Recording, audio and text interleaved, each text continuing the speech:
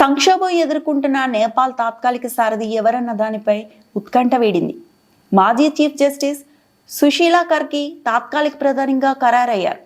ఇందుకు సంబంధించి ప్రధాన రాజకీయ పార్టీలు, జన్జెడ్ ఉద్యమకారులు, ఆర్మీ, దేశాధ్యక్షుడు రామచంద్ర పౌడల్ మధ్య ఏకాభిప్రాయం కుదిరింది. తాత్కాలిక ప్రధానిగా సుశీల ప్రమాణ స్వీకారం చేయనున్నారని అధ్యక్ష కార్యాలయం వెల్లడించింది. దీంతో నేపాల్ ప్రధానిగా బాధ్యతలు చేపట్టనున్న తొలి మహిళగా నిలవనున్నారు. శుక్రవారం రాత్రి ఆమె ప్రమాణ స్వీకారం చేశారు. కొద్దిమంది మంత్రులతో ప్రభుత్వాన్ని ఏర్పాటు చేయనున్నట్లు తెలుస్తోంది. ఆ వెంటనే కేబినెట్ సమావేశాన్ని ఏర్పాటు చేశారని సమాచారం. అసలు ఎవరి కర్కి? 72 సంవత్సరాల సుశీలా కర్కి జూన్ 7, 1952లో నేపాల్ దేశంలో విరాట్ నగర్లో జన్మించారు. ఆమె తొలుత ఉపాధ్యాయురాలుగా కెరీర్ ప్రారంభించి ఆ తర్వాత న్యాయ వ్యవస్థలో అడుగుపెట్టారు. నిర్భయంగా, సమర్థంగా విధులు నిర్వర్తిస్తూ అవినీతి మచ్చలేని వ్యక్తిగా ఆమె పేరు సంపాదించుకున్నారు. 2009లో నేపాల్ సుప్రీంకోర్టులో అడుగుపెట్టి శాశ్వత న్యాయమూర్తిగా నియమితులయ్యారు. 2016లో నేపాల్ సుప్రీంకోర్టులో తాత్కాలిక ప్రధాన న్యాయమూర్తిగా బాధ్యతలు చేపట్టారు.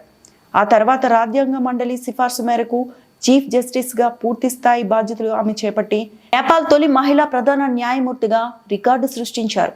తాజా ఉద్యమంలోనూ ఆమె కీలక పాత్ర పోషించారు.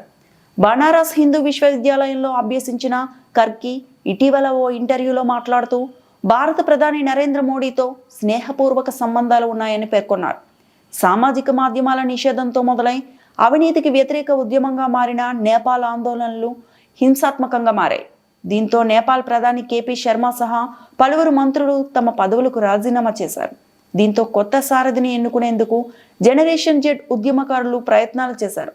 ఈ రేసులో మాజీ చీఫ్ జస్టిస్ సుశీలా కర్కి సహా కాఠ్మండు మేయర్ బాలేంద్ర షా, విద్యుత్ బోర్డు మాజీ సీఈఓ కుల్మన్ కుషింగ్ పేర్లను పరిశీలించినప్పటికీ చివరకు మాజీ చీఫ్ జస్టిస్ సుశీలా కార్కే వైపే మొగ్గు చూపారు అందరూ.